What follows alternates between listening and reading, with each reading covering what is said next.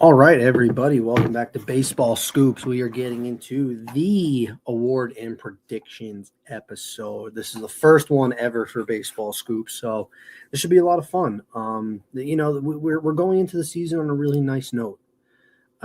Just wrapped up the WBC. Good tournament. I mean, it was a lot of fun. It was a great tournament. Shout out to Venezuela. Absolutely deserved and earned victory. That was a really, really fun tournament. The emotion was unmatched. The passion was unmatched.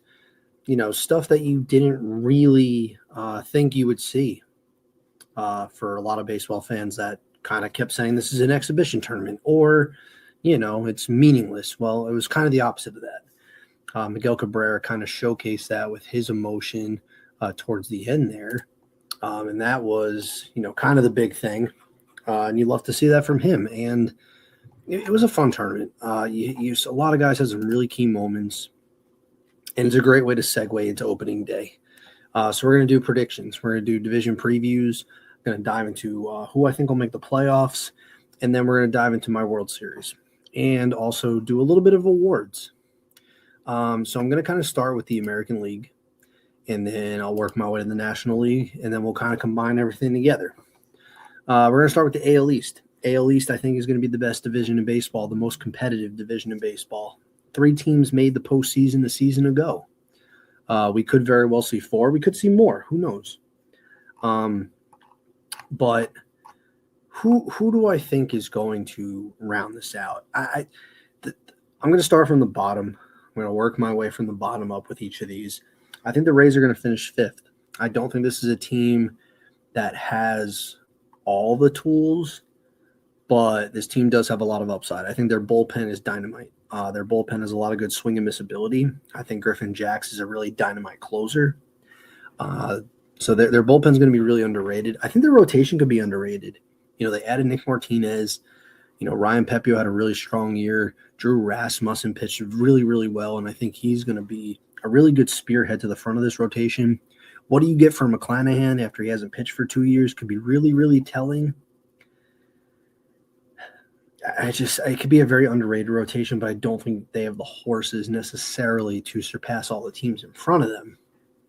Their lineup's great. They got Junior Caminero, who's a dynamite, electrifying player. Aranda took some really good steps too, and you know what you're going to get from Diaz, but they have too many platoon positions. They have too many guys that they platoon at either spot.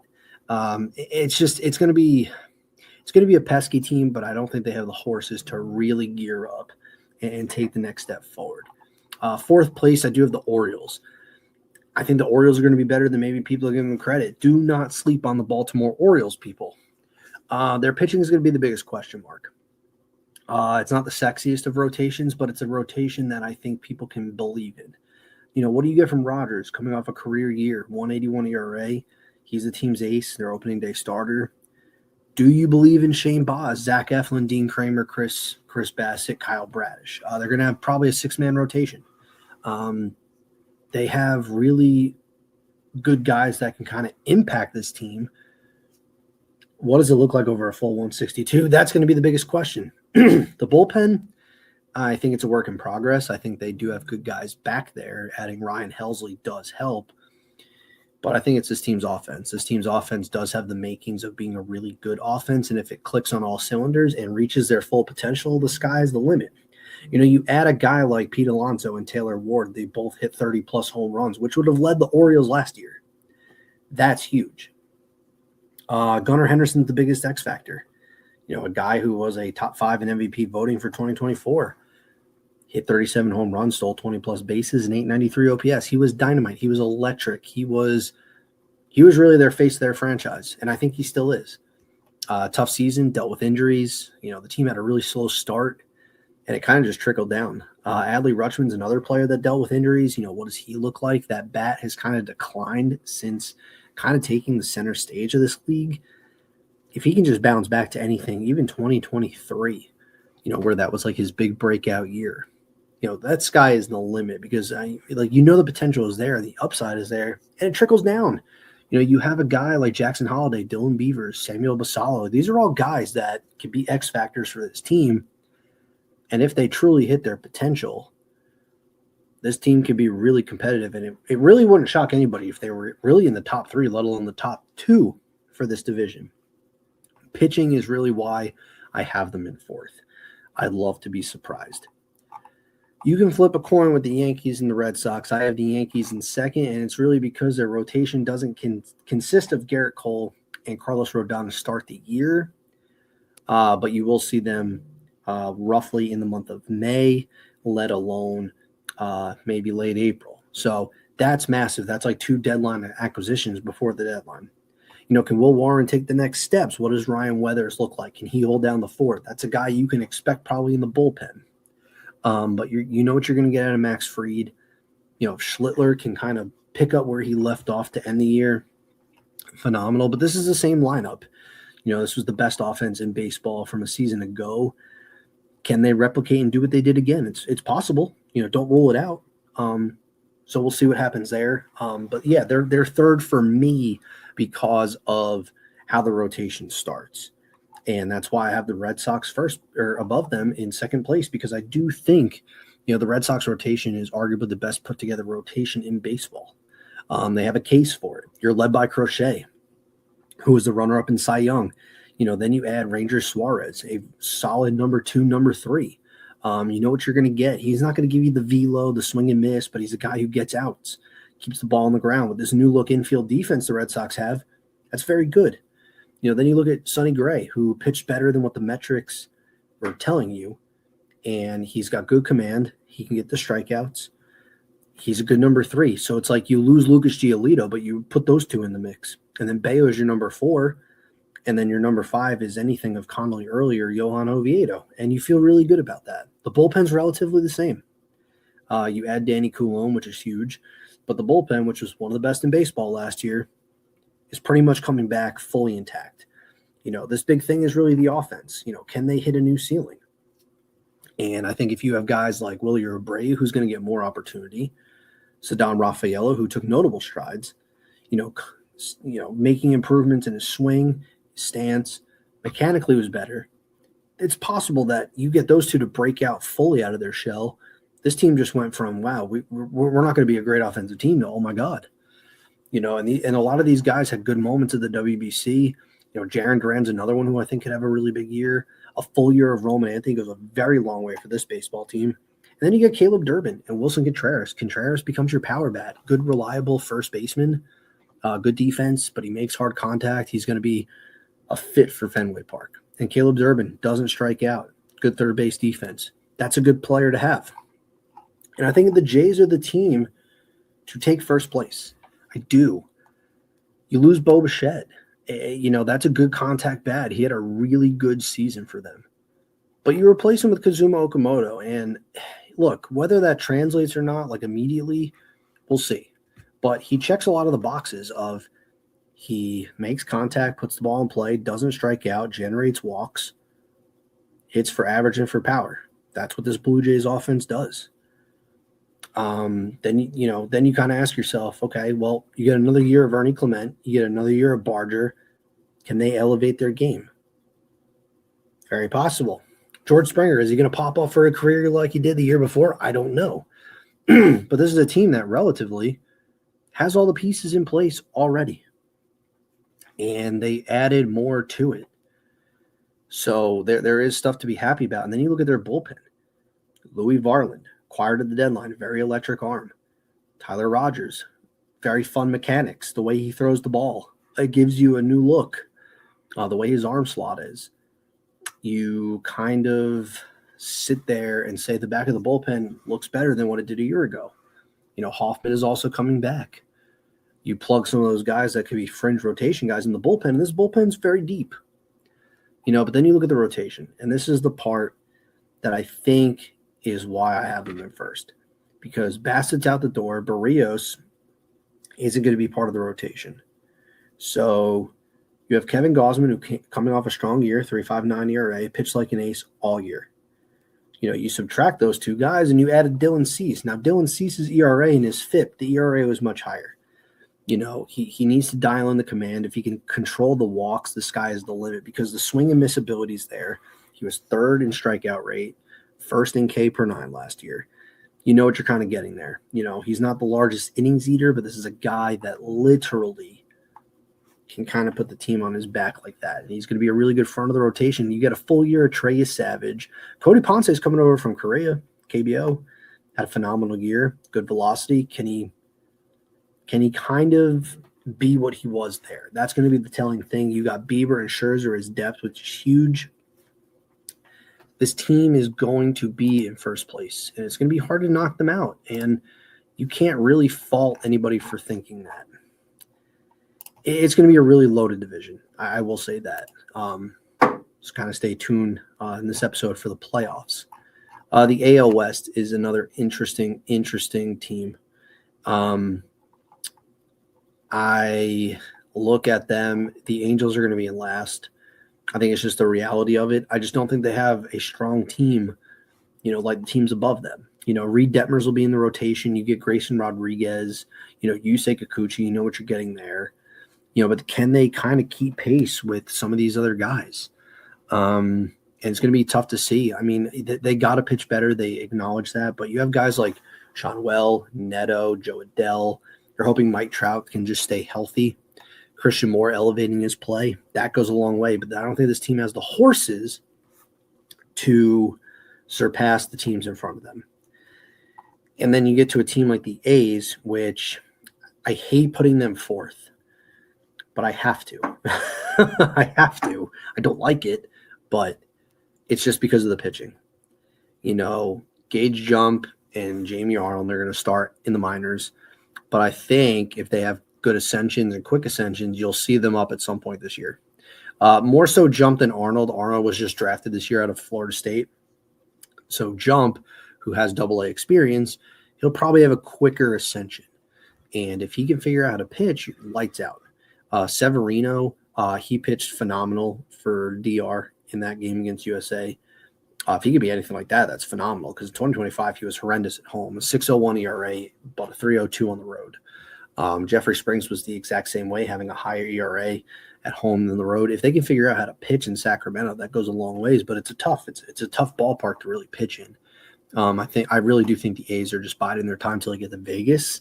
And when they get to Vegas, they'll probably invest more in pitching, and pitchers will be more inclined to want to go there because the offense is going to be great. Tyler Soderstrom is the real deal.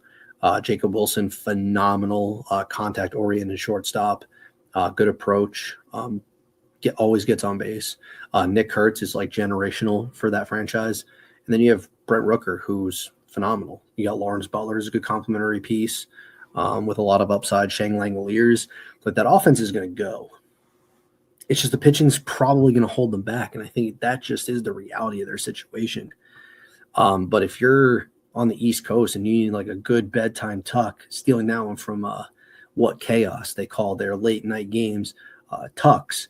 The A's are a good tuck game. Listen to Dallas Braden, watch this team rake. It's a lot of fun. I got the Astros in third. The Astros, to me, it's weird. Their rotation, I think, is going to be very different, and I don't know what to expect out of it personally. You know what you're going to get with Hunter Brown, dominant Cy Young ace. Tatsuya Imai, we'll see what he brings, but I think there's a lot of upside there. Good fastball velo, secondaries play really well off of it for good swing and miss ability. But after that, what do you get? Mike Burrows, what does that look like?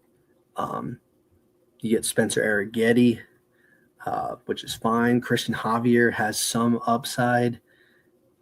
Can they help anchor that rotation? Can they pick up the pieces left behind by losing Framber Valdez? That's really the biggest thing. I don't know if they do. That's kind of the hard thing. Josh Hader's going to start on the IL, so it puts the bullpen kind of in a bind. It's going to be interesting to see how that rotation plays out because the offense is another mess. Jeremy Pena had a strong year. You kind of know what to expect at this point from Carlos Correa and Jose Altuve, but getting Yordan Alvarez back is huge. 4 straight 30-plus home run seasons. You know what you're getting from that guy, and they need that power because Christian Walker was not great. A 99 WRC plus and a 717 OPS, that's not going to cut it, especially for a guy that had 3 straight seasons of an OPS above 800 and a WRC plus in the 120 range. So he took a notable step back. So that's not good. You need more out of him. Where's Isak Paredes going to play? We have no idea. And the outfield could probably be the least productive outfield in baseball. Cam Smith, you're hoping to take next steps. Jake Myers, I don't know. They acquired Lo Profito for Jesus Sanchez, which don't really like that move for them. But they have 3.7 F4 combined, which is really not ideal. Texas Rangers in number 2. I think this one is interesting. I think the pitching is going to carry them. You have Nathan Eovaldi, 1.73 ERA. Really spectacular. You got a healthy DeGrom, 2.97 ERA. The ceiling's high for a guy like Jack Leiter. Good command, really good swing and miss. Actually, good velo, good swing and miss. Not great command. If you can dial in the walks, you know what you're going to get. I think Mackenzie Gore is going to be a really big piece to the middle of this rotation. They're 5th best projected in F4 for wins for this rotation. So 14.6. It's going to carry them. You need big years out of Jung and Carter and Peterson. Seager, a healthy Seager goes a very long way. Brandon Nimmo, 3 straight seasons with 20-plus home runs. They need that impact in the lineup. 138 WRC plus, huge. When healthy, he's a game changer. It's just what's that offense going to look like?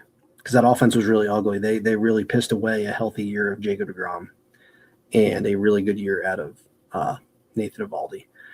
So it's going to be really interesting to see what this rotation looks like and if they can kind of elevate the offense. Because if they can't, this team's in trouble, in my opinion. And I think it's the Mariners to lose. I mean, anybody in that rotation can win a Cy Young. All the pitchers feed off one another. They talk to one another. They communicate. They help one another. It's a very good bond and a brotherhood that they have. They're coming off that World Series run where they were very close to making it. They have the ingredients to win the World Series. They do. And they'll win this division. You'll probably get an injection of youth with Emerson and Young, but it's what you added. You added Donovan, who's a good contact-oriented hitter. You're not going to get a ton of power. But this is a guy who can play second or third. He's going to give you some defensive upside, but it's the offense, having that next reliable bat, right? So you have that. You have Crawford, Rosarina, Robles to kind of round out the group. You already got Cal Raleigh. You know what he just did last year. And then you get Julio Rodriguez, 4 straight 2020 seasons, notorious slow starter, but second half he elevates his play, turns on the jets. I think he's going to come out swinging, especially after the WBC. I think he's going to have a really strong start to the year. Cal Raleigh the same way. Just put together one of the best seasons we've ever seen as a catcher. And they just have all the stuff and all the tools to be a successful baseball team in this conference. And I think they're going to do it. I think they're absolutely going to do it. So that's just me. I think it's their division to lose. And then you get to the American League Central, where I think the Twins are dead last. The Twins are going to finish last. They have players to watch, like Luke Keeschel and McAble, Zebby Matthews from a development standpoint, but I think we're really just looking towards the deadline and what they do. Do they trade Joe Ryan? Does Byron Buxton waive if they approach him? What direction does this team truly go into? Because I don't think anybody knows. Losing Lopez really puts them in a bind and really shifts around this rotation where you have guys that might be put in spots that they're not used to. So there's that. Then you get to the Chicago White Sox. I think they're in 4th, but I like what they're doing. They're taking a rebuild. They're doing it the right way, and they did the right moves. They added guys to fill out their depth, but good upside guys. You look at the pitching. Their pitching staff got better. They added Sir Anthony Dominguez, who's going to be their closer. You're hoping Jordan Hicks just isn't the Red Sox version. David Sandlin's a great ad coming over in that same trade. Good velo, good secondaries. Has the makings to be a starter, but also be a weapon out of the bullpen. They're just doing what they're doing what they're supposed to do. And that's just kind of add to this team and give depth. They won the Munetaka Murakami sweepstakes, so they have a legitimate power bat injecting a major need in this lineup. But you have a good core to build around. Colson Montgomery was dynamite. Braden Montgomery is on the way. He's going to start in the minors, but that's a guy who really you could see come up and be a key piece to this team.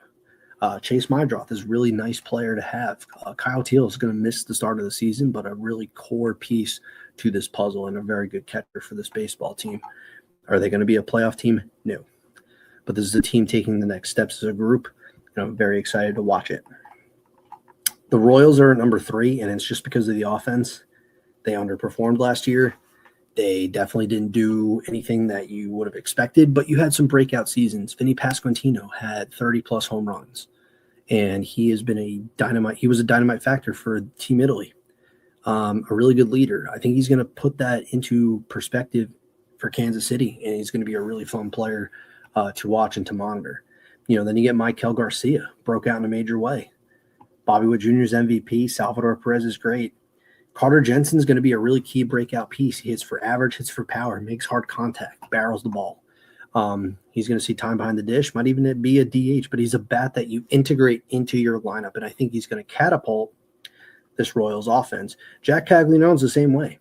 He's a really good power bat. People forget he was a dynamite at the University of Florida. He really raked in AAA. It didn't transfer right away, but dude, if his bat breaks out and that power comes to life, massive for this baseball team. So those are the two big X factors. You know what you're getting with this rotation. Bubic, Cameron, Lugo. Getting Cole Reagans back at the forefront of your rotation is massive. Dealt with injuries, kind of ballooned his season last year. So their upside at the pitching side of things is fantastic. Then you get the Cleveland Guardians at number 2. Because you can't ever count this team out. They're well managed. They fundamentally do the right things. They do things well. You kind of know what to expect with this team. Pitching's going to carry them. This offense was brutal. They were bottom 5 in every category, scored the third fewest runs, yet they won the division. It's because they pitch. The rotation has enormous upside. It's a sneaky good rotation. Gavin Williams broke out in a big way. Strikeout machine. Tanner Bybee is someone who can take another step. Parker Messick, you're going to kind of see what he's made of. You saw what he's made of last year, and I think you're going to see more of it. So their rotation, I think, has a lot of good upside. Their bullpen is phenomenal. They were one of the best bullpens in baseball last year, and Cade Smith basically took over for Clase and emerged as one of the best relievers in all of baseball. So there's that. You're going to have Chase DeLauder come in, hits for average and for power. He's going to be a catalyst to this offense. Injecting the youth they need, injecting that kind of potential bat they need. Bazana's going to start in the minors. I think he just needs to take that next leap because that's a good player that you could probably have. But you know what you're going to get with Quan. You know what you're going to get with Ramirez. It's just about, can this team's offense put it together? But you just can't count this team out, and that's why they're in second place. Then you look at the Tigers, and it's like they have everything. You got Skubal coming back. He's going for third straight Cy Young. You got Framber Valdez, who's been the definition of consistency. Jack Flaherty's in the fold. Casey Mize took some necessary steps. You're adding Finnegan back. You're bringing in Kenley Jansen, so their bullpen's got some good upside. They didn't touch the offense, but the offense had some good career years. You had Green pop off for 36 bombs, 806 OPS. Kerry Carpenter, 26 home runs, 766 OPS. Torkelson, we finally got the Torkelson breakout year, 31 home runs, 789 OPS. Still have guys like Dingler, McKinstry, solidify this group. Upside is in the pipeline, and you're hoping Kevin McGonigal can come in and make a difference because I really do think he can. He's that caliber of player. He's that caliber of talent. He's the exact bat that this team needs for their offense to kind of take flight. That's just kind of how I see it. He deserves to be in that opening day lineup, and I'm very much looking forward to that. So I think it's the Tigers' division to lose, much like the Mariners. Who can kind of dethrone them? It's really going to come down to the Royals and the Guardians, but I do think it's the Guardians because they're just the way they're built and the way they play. Shifting over to the National League, we got the NL East. Start from the bottom. The Nationals are last. They're rebuilding. I'm just going to leave it at that. Paul Taboni is coming over. He's going to rebuild the ship the right way. You have some young pieces that are great to watch, like James Wood, Brady House. But until Eli Willits makes it to the big club, expect this to be a painful couple of years of rebuilding. You look at the Fish. The Fish are competitive. It took till the final week for them to be eliminated. but there's good pieces in place. You have a really nice offensive core that has a lot of upside. Kyle Stowers enjoyed his breakout season, 25 home runs, 912 OPS. Augustin Ramirez is a really nice hitting catcher. If he can improve the defense, goes a long ways for his development. You add a guy like Owen Casey, who has very similar hitting profiles as Kyle Stowers. So if that translates, you got two guys that can really break out in your outfield. But you got Jacob Marcy, who's going to be a really good player. Lopez fills out really well. You got Xavier Edwards, who fills out really well. So there's a lot of good upside in this lineup. I think the pitching side of things has some really interesting pieces. You got Max Meyer, if he's healthy. He showed a lot of promise. Yuri Perez, you want to see him kind of get over that 100-inning hurdle. But what does it look like for Sandy? First half was bad, 7.22 ERA. Second half was dominant, 3.33 ERA. You get second half Sandy, this is an entirely different conversation because the fish are coming for the Braves, and I think the Braves have their own concerns because their rotation took a hit. No Schwellenbach, no Waldrop. Then you look at, Chris Sale's going to anchor it, but what does Spencer Strider look like? That's the problem. Can Strider be Spencer Strider? If he kind of returns to form a little bit, the sky is the limit. Then you got Acuna. Acuna is a bona fide weapon. Hit 290 with a 935 OPS when he was healthy. If he's healthy, this is an MVP caliber bat. Could easily win the MVP if he really wants to. The bullpen, I think, is solid with Suarez and Iglesias at the back end of it. But what does that rotation look like? That's going to be the question. Pitching can hold them back, where if the pitching catapults the fish, you never know. But you look at you need bounce back years from Riley, Albies, Michael Harris. You're losing Profar because of the PEDs. Ha-Seong Kim injured his hand.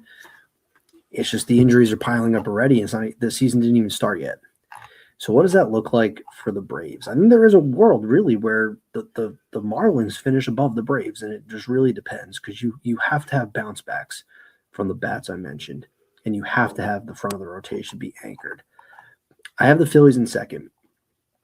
Phillies are in second because they're bringing back the same team. Yeah, you added Garcia and swap at Castellanos. You're hoping that Garcia rediscovers the power. Still get Harper, still have Turner, still got Schwarber. Great. Your rotation's great at the forefront. Christopher Sanchez was a runner-up for the Cy Young. Jesus Luzardo's earned his contract extension, was a phenomenal pitcher last year. You're hoping Aaron Nola bounces back. You have no Zach Wheeler for the first month of the year. It's really Andrew Painter time.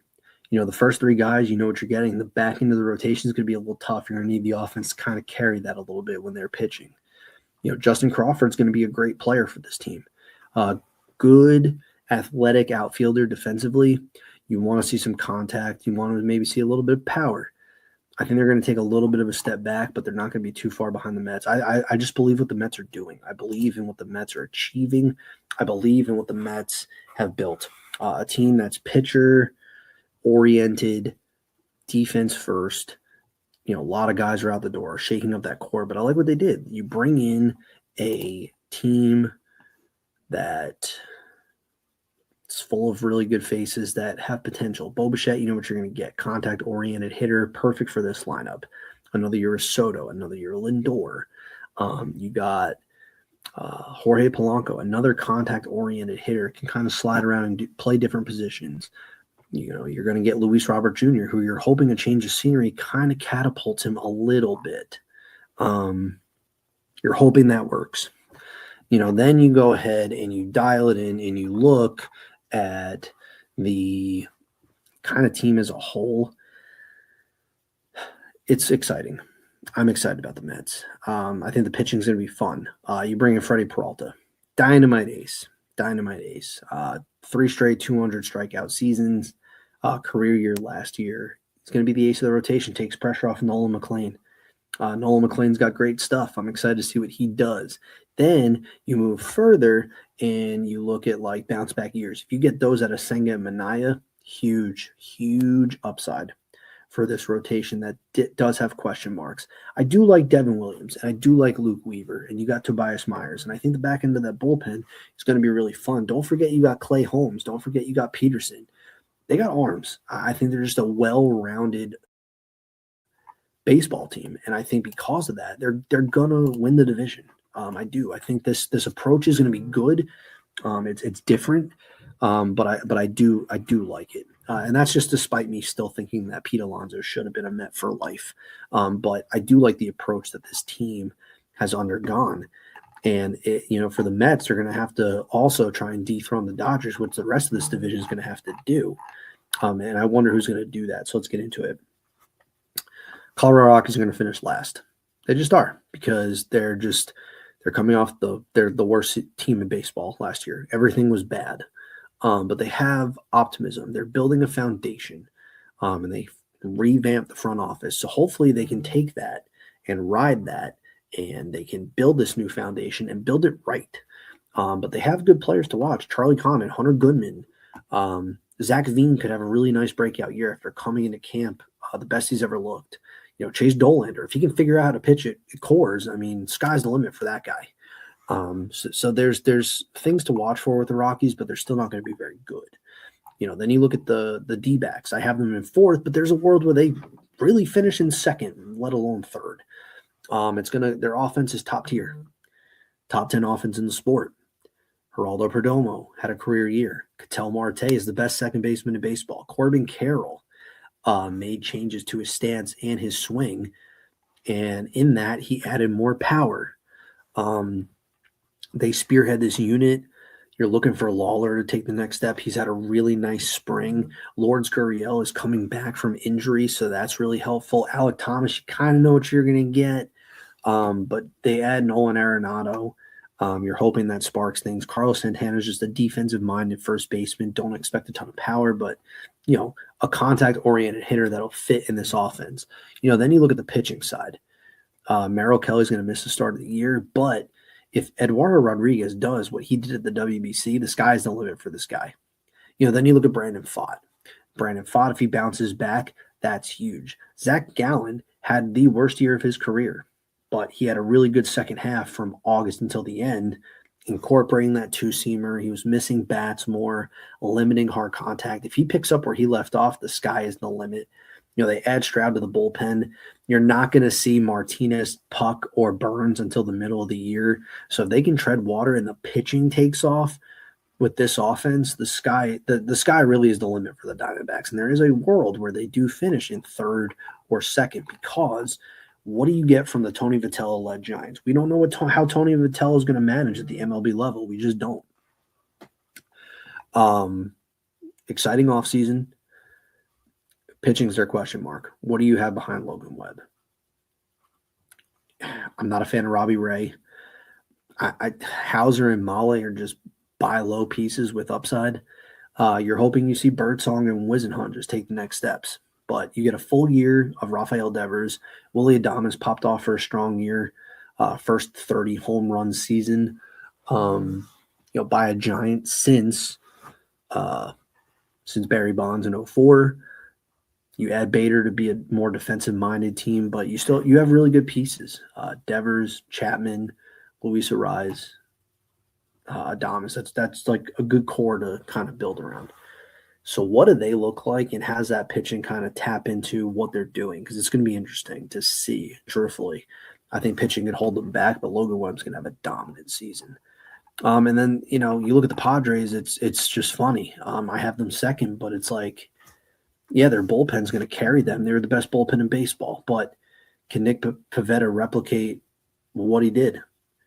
What is a healthy Michael King? Because they're going to pick up the pieces. Joe Musgrove starting the year on the IL, which I don't really like, because their pitching could really derail anything this team does. And they're going to really, depending how deep these guys can go into games, they're going to tax that bullpen.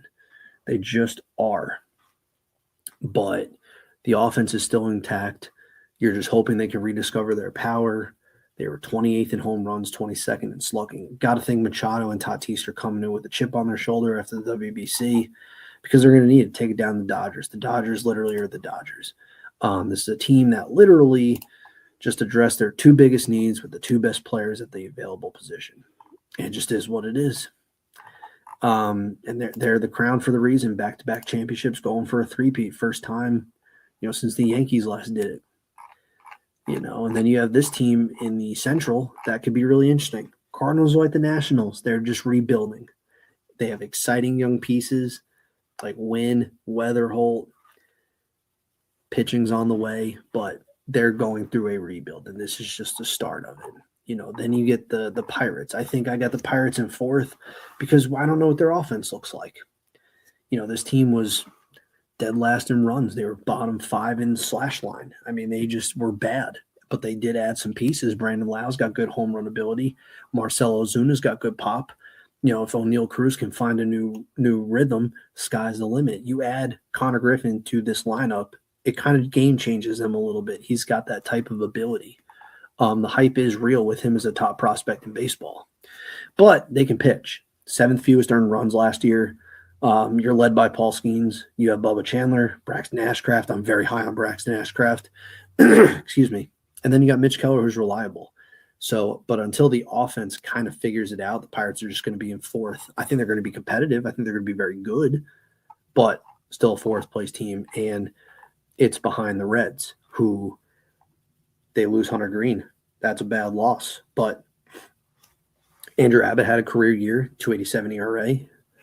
Nick Lodolo is no slouch. Chase Burns is electric, good swing and miss ability, high velocity, good secondaries. Excited to see what year looks like of him. Rhett Lauder's going to make the opening day roster. So you have 2 young guys who kind of come in and make this roster. I think you'll eventually see the Hunter Green trade talks pick up. I do, because I think if you get big years out of those guys, your rotation's in very good shape for the long haul. And evidently they're going to be doing it without him until July. But the offense is the thing that's really going to be a factor for them. You add Eugenio Suarez, who had 49 home runs last year. He's going to hit, behind Ellie De La Cruz, give him protection so that bolster your lineup. Matt McLean had a really big spring training. You'll get a full season of Sal Stewart, who was their best hitter in September. Led them in WRC+. His 54.1% hard hit rate speaks volumes. And in a hitter-friendly park like Great American, sky's the limit.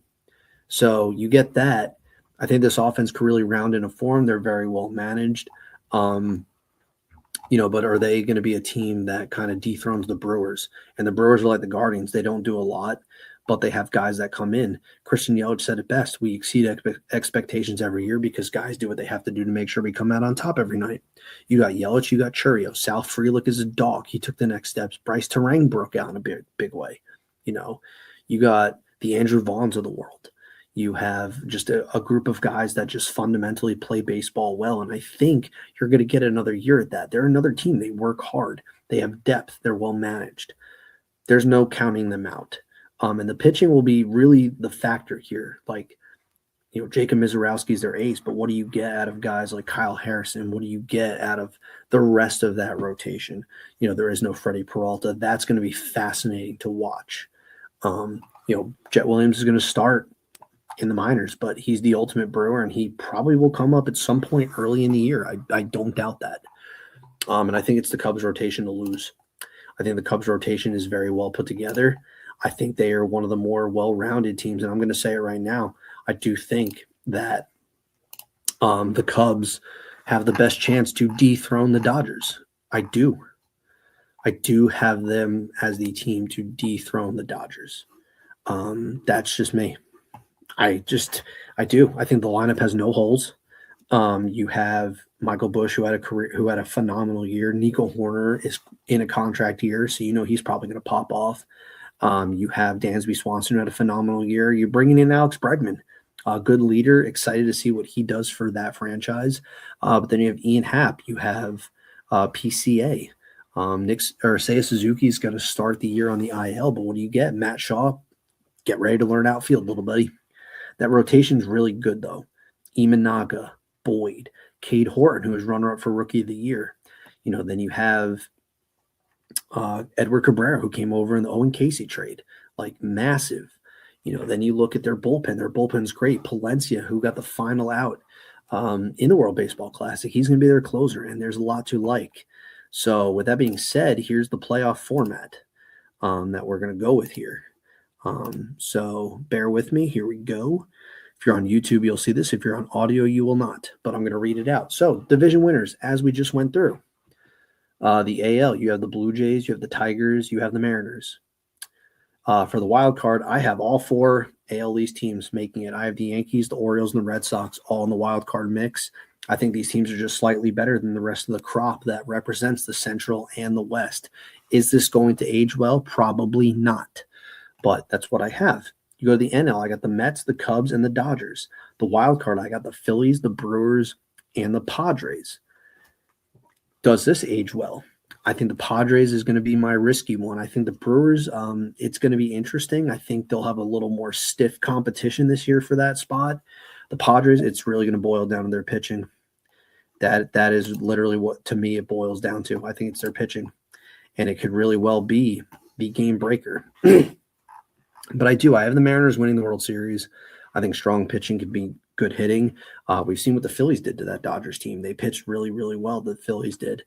Granted, the Dodgers got that, that big time hit that they needed given their lineup. But I do think that this is a Mariners pitching staff that can smother the Dodgers lineup. I do think this is a Mariners team.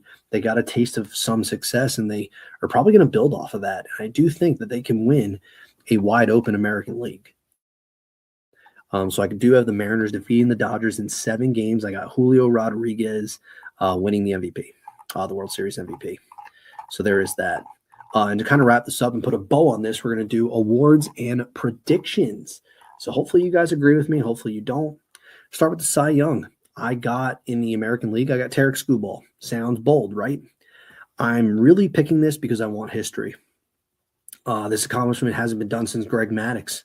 1992 to 95, where he became the first pitcher in history to accomplish this. I mean, Tarek Skubal was the first pitcher to win back-to-back since Pedro Martinez did it in 1999 and 2000. Then you go over the course. I mean, he's just been the best pitcher in baseball the last 2 seasons. He just has, but it's a very loaded American League, so this is going to be very challenging. Garrett Crochet, Hunter Brown, Cole Reagans, Logan Gilbert, those are just to name a few that can come for a Cy Young. And really anybody can win a Cy Young if they really pitch well enough and have the accolades to kind of go with it. But it's a very loaded American League, but I'm rooting for Tarek Skubal to reach history because I do think if he wins this 3rd Cy Young, it puts him in a different tier of pitching, honestly. Yamamoto, he has yet to win the award, but this is a guy who's coming off a really dynamite postseason. Being the first pitcher since Curt Schilling to have back-to-back complete games. He won the World Series MVP. He's the ace of this rotation. He really pitched well in 2025. He was one of the best pitchers in the National League. His 2.49 ERA was only behind Skeens. He finished 3rd in WHIP, K percentage, and was in the top 20 for fewest walk rates. He's just a special pitcher, and he's a really good pitcher. And I think this is the year he takes home the award. I do. I don't think he's the favorite, obviously, because you're pitching in the same league as Paul Skeens, and there's no way that Paul Skeens isn't in this conversation, let alone could win the award. The MVP, National League, I'm going Juan Soto. I've made this pick the last 2 seasons, so 3rd time's a charm. I really think he was the runner-up in 2024. That's just me. But he put together one of his best seasons. I really do think he's coming for that MVP. I think he's coming in hungry. But this is a guy who hit 43 home runs, career high, stole the most bases of his career, 38. Still slugged 500, had an OPS above 900. I think he's going to try to be the MVP and take the award from Ohtani. And then you look at the American League, I'm going Bobby Witt Jr. I think he had a good WBC. They're moving in the fences, so it could help him offensively. But this is a guy who can do it all. He's got blazing speed, elite defense, can steal you bases. He's a doubles machine, hits for power, hits for average. He's just a great all-around player.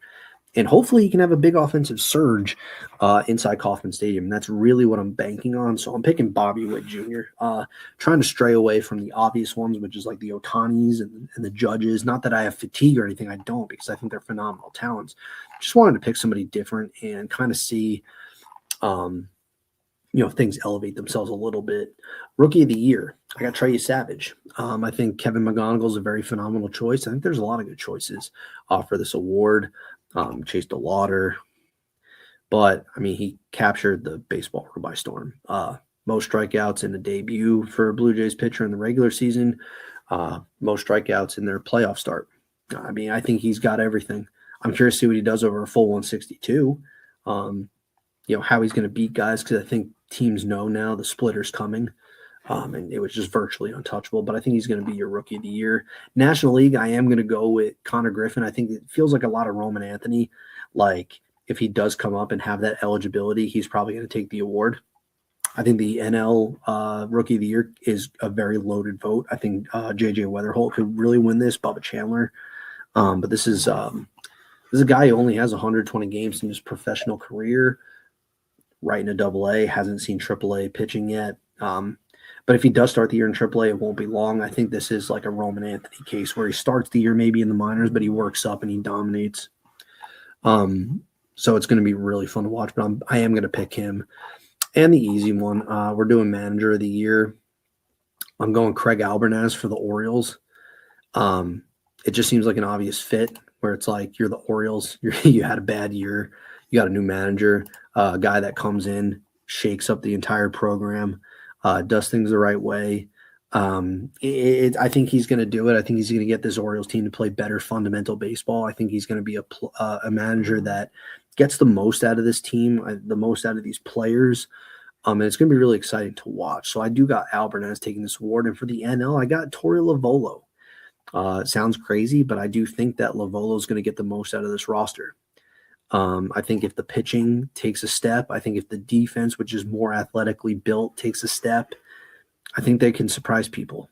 They have the offense. It's just about the pitching. If the pitching can perform, this team is in really good shape. It's in really good shape. I really do like the Diamondbacks. And I know I say that as I got the Johnson and the Carroll jersey, and I'm even wearing a Diamondbacks hoodie because they are my National League team. But I really do think that this guy could really win the manager of the year, because I think you look at this team that's missed the playoffs the last 2 years and you kind of see what's been the problem. And I think the problem gets solved. I think they'll pitch better and the offense will be there to pick up the pitching. And I think you'll see, the Diamondbacks really cement themselves into this playoff race. So that's where I do think that he does win this award. But that wraps things up. Actually, I will do a surprise team real quick for each league. My surprise team in the American League, I'm going to pick the Chicago White Sox. I think the Chicago White Sox are going to have a really good season. I think they're going to exceed expectations. I think that's a team that's going to surprise a lot of people given the moves they made. And I think they'll perform better than what maybe people will give them credit to. And then for me in the National League, I'm going to pick the Pittsburgh Pirates. I think the offense is going to deliver. I think the pitching staff is going to be dynamite. I think that's a team that no one should necessarily sleep on. And I think it's a team that's really appointment television. I know that sounds crazy, but I do think that's appointment television. Given with the caliber of talent on the mound, the new look offense, and if Connor Griffin does step into the fold, that's dynamite. Dynamite. But that wraps up the awards and prediction show here at Baseball Scoops. I hope you guys enjoyed it. Sound off in the comments. Give me some feedback. Let me know if I sound crazy or if I sound smart, or just any of your predictions that you have. Sound off and sound away. But I hope everyone enjoys opening day. Baseball's finally here and we can enjoy it. So without further ado,